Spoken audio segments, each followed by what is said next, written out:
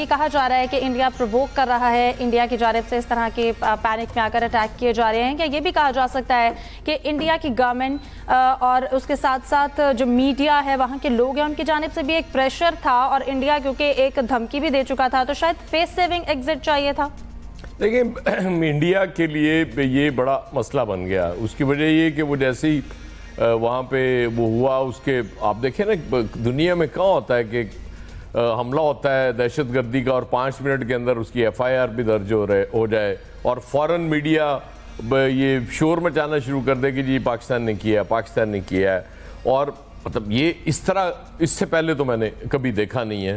वो उसी वक्त ये आप काम कर सकते हैं जब सारा प्री प्लान्ड हो, और उसके बाद एक वॉर हिस्टेरिया, वो मीडिया शुरू हो गया जी वो पाकिस्तान पे हमला करो, इसके बगैर नहीं रह सकते।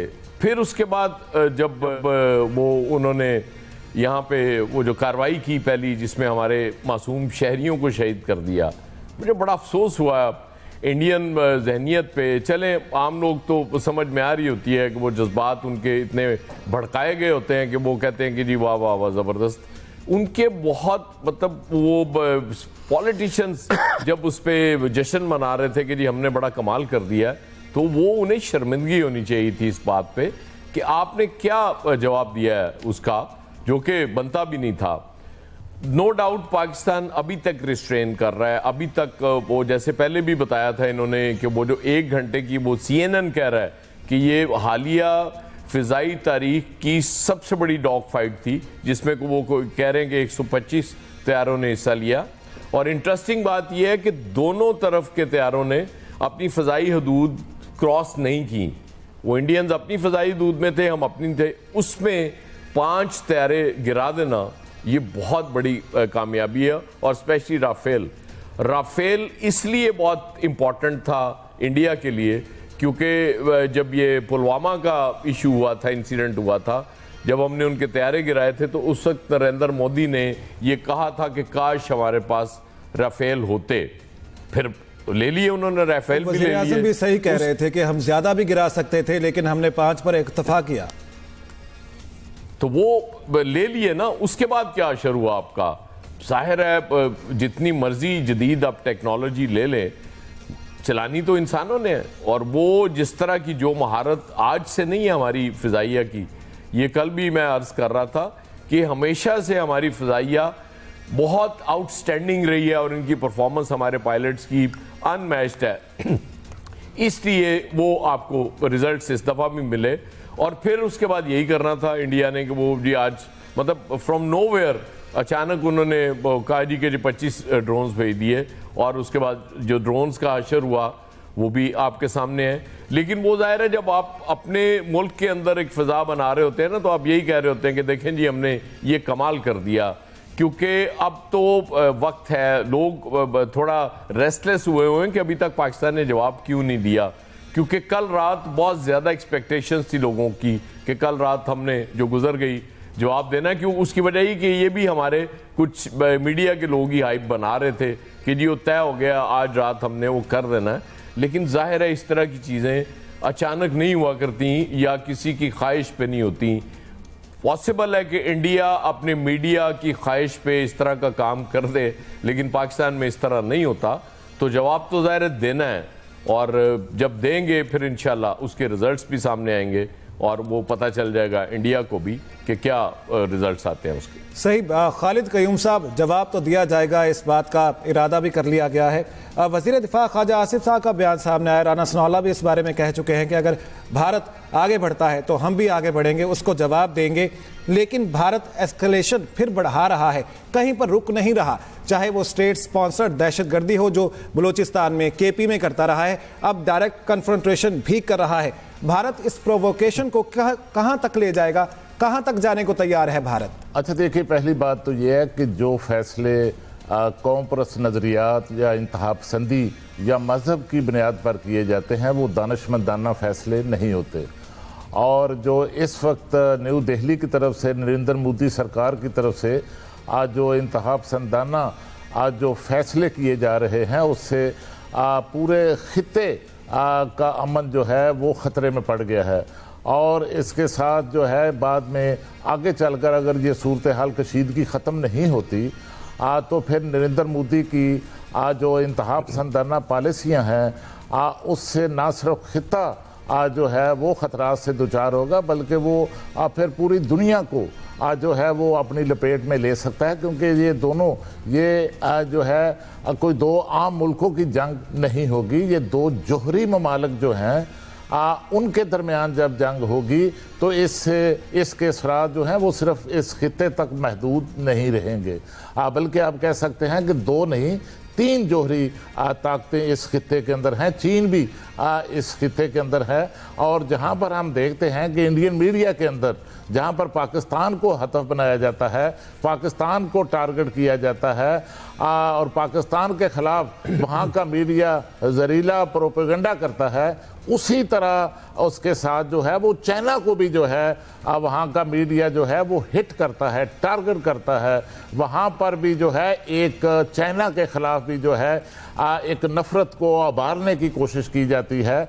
तो मैं समझता हूँ कि इससे पूरा जो रीजन है वो ख़तरे में है, और इसकी भारी कीमत जो है वो इंडिया को अदा करनी है। और इंडिया जो 5वीं और के बाद 6ठी और चौथी जो मुआशी पावर ताकत बनना चाहता है, मैं समझता हूँ कि वो जो शास्त्री उनके वज़ीर-ए-आज़म ताशकंद के बाद जब उनको जो सदमा हुआ और सदमे के नतीजे में वो फिर जो है वो दुनिया से भी चले गए, उससे शास्त्री जो वज़ीर-ए-आज़म थे, उनके साबिक़ वज़ीर-ए-आज़म, उनसे सबक सीखना चाहिए। वो नरेंद्र मोदी ने सबक नहीं सीखा, और नरेंद्र मोदी ने सबक जो है वो 2019 में जो है वो उस वक्त भी जो बालाकोट पर जो इकदाम उठाया गया और उसके नतीजे में जो भारतीय तैयारे गिराए गए, उनसे भी सबक नहीं सीखा।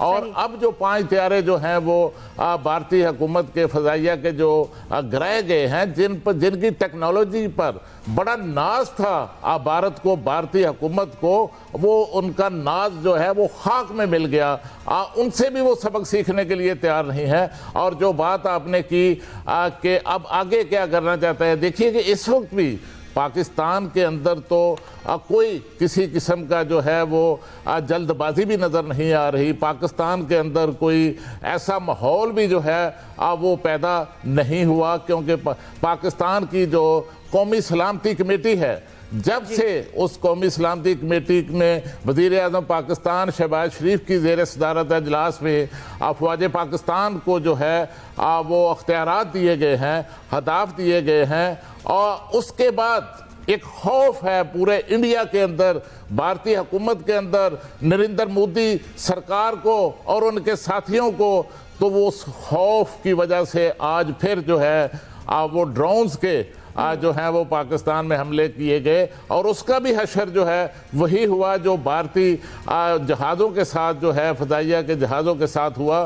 तो मैं समझता हूँ कि इंडिया जो है वो सबक सीखने के लिए तैयार नहीं है, और खौफ जो उनके अंदर है वो खौफ ये है कि पाकिस्तान जो है किसी वक्त जो है वो बड़ा जवाब दे सकता है, बड़ा इकदाम उठा सकता है। और देखिए कि ये जो भी इकदाम उठाना है वो हमारी अफवाज पाकिस्तान ने मुनासिब वक्त पर जो है वो उठाना है, उसका फैसला जो है वो पाकिस्तान ने करना है, उसका फैसला जो है वो भारत के अंदर नहीं होना। और दूसरा देखिए कि पाकिस्तान ने ना सिर्फ सफारती महाज पर फतह और कामयाबी हासिल की, बल्कि पाकिस्तान ने दफाई महाज पर भी जो है वो कामयाबी हासिल की है। और पाकिस्तान की इस वक्त पूरी कौम जो है वो मुत्तहिद है, अफवाज पाकिस्तान के साथ खड़ी है, यकजहती का इजहार कर रही है। लेकिन भारत के अंदर ऐसी सूरत हाल नहीं है। वहाँ पर जो अपोजिशन है वो हुकूमत के पेज पर नहीं है। वहाँ की जो अपोजिशन है वो नरेंद्र मोदी के इकदाम जो हैं उन पर सवालात उठा रही है, उन पर इतराज़ात उठा रही है। और वहाँ पर APC के अंदर भी जो है वो पहलगाम वाक़या जो था उसके सिक्योरिटी लैब्स पर जो है वहाँ की अपोजिशन ने सवाल उठाए, इतराज़ात उठाए, और फिर अमित शाह ने उस मीटिंग के अंदर जो है वो सिक्योरिटी लैब्स जो है उसको तस्लीम किया, और फिर उसकी रोशनी में वहाँ नार्दर्न एरिया की कमांड के जो जनरल थे उनको जो है वो हटाया गया। और भारत जो है वो सिर्फ पाकिस्तान के ख़िलाफ़ जो है वो दहशतगर्दी नहीं कर रहा, पाकिस्तान के खिलाफ आबी दहशतगर्दी भी कर रहा है, पाकिस्तान के खिलाफ मुआशी दहशतगर्दी भी कर रहा है, लेकिन मुआशी दहशतगर्दी के महाज पर भी बैन अल-अक़वामी सतह पर भारत को शिकस्त हुई है, नाकामी हुई है। भारत IMF पर दबाव बढ़ाकर पाकिस्तान का IMF का $7 अरब का प्रोग्राम मनसूख करवाना चाहता था, उसमें भी नाकामी हुई है। और भारत ने वर्ल्ड बैंक पर भी दबाव डाला कि पाकिस्तान के जो $20 अरब का जो पाकिस्तान के लिए लोन मंजूर किया गया है उसको रोका जाए, लेकिन उसमें भी नाकामी हुई। एशिया डेवलपमेंट साथ है, आमिर इलियास राणा साहब भी हमारे साथ है, शाहिद मुनीर साहब आप भी हमारे साथ